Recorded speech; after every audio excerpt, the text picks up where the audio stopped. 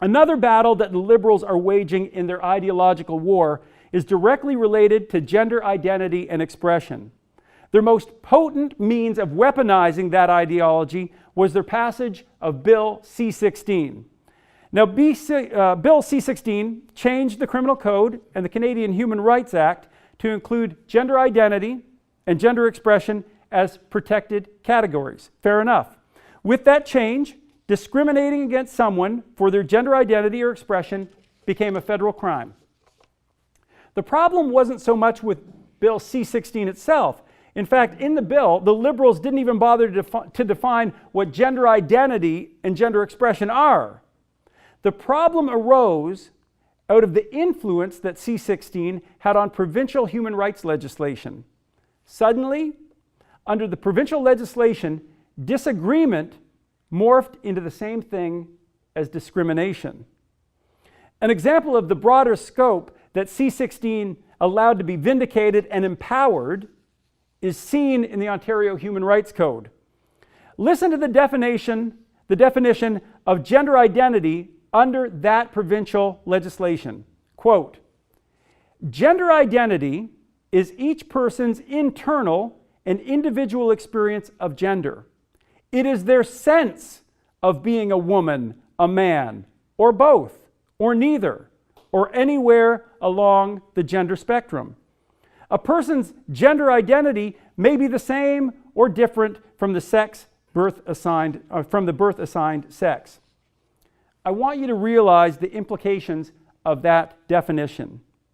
Here we have a provincial statute that says your sense of something, the way you feel, trumps or overrides biological reality. But what if you disagree? What if you disagree? What if you don't think that feelings trump biological reality?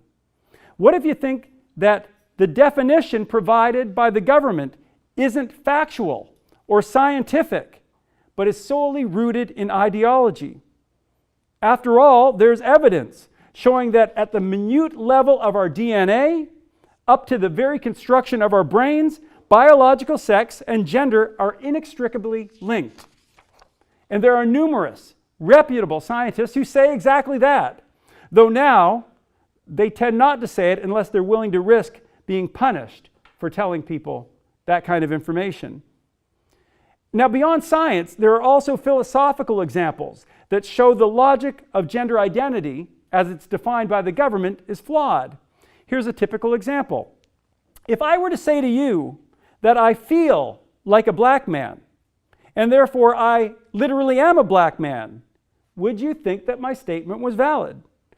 Or would you look at my fair-colored skin, my eyes, my hair, and maybe even a genetic test that I'd done and say to me, well, your biological markers make it clear to me that you are not black?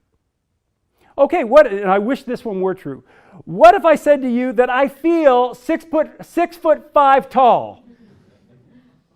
And therefore, in reality, I am 6'5" tall. Would you go along with that because of my feeling? No, you wouldn't. So my point is this: at the very least, it is fair comment to say that the notion of gender identity, as it's promoted by C-16 and other human rights legislation, is logically flawed, scientifically incorrect, and as such, one should be able to question it or reject it. But the law says you can't. In fact, acceptance is the only option. According to the Human Rights Code and others, you must believe and attest that based on feelings alone, someone can literally transform from male to female or vice versa. Because, and I'm quoting here, refusing to refer to a trans person by their chosen name and a personal pronoun that matches their gender identity will likely be discrimination when it takes place in a social area covered by the code. I think you should respect every human being. I think you should show every person compassion. But I also think that you have to be able to disagree with ideas. Let me put this all together for you. Thanks to Bill C-16 and its provincial counterparts, for the first time in Canadian history and for the first time in modern Western society, in any country, a citizen can be compelled by their government to say something he or she does not believe. It's not enough that you say nothing, you must say something or you've committed a crime. Now, in the true spirit of tolerance, let me back away from who is right and who is wrong on this issue of gender identity. To be honest, I have no desire to stop or hinder anyone who believes that gender can be changed based on subjective feeling. I'll debate them on the evidence, but I won't stop them. And while I don't think that government should make claims that are not based on fact, at the level of the individual, people should be able to believe and say what they want regarding gender identity, and it should be interference-free. But I would demand, in fact, I do demand, that same level of autonomy, freedom, and tolerance for those who disagree with the ideology promoted in Bill C-16. Related to those who disagree with gender identity ideology, I've had to make a brief addition to my speech. In the news just this week was a story about an elementary school girl in Ontario who was psychologically traumatized after she received instruction on this very topic. Seeing the anxiety and confusion the instruction caused in their daughter, the parents wanted it to stop.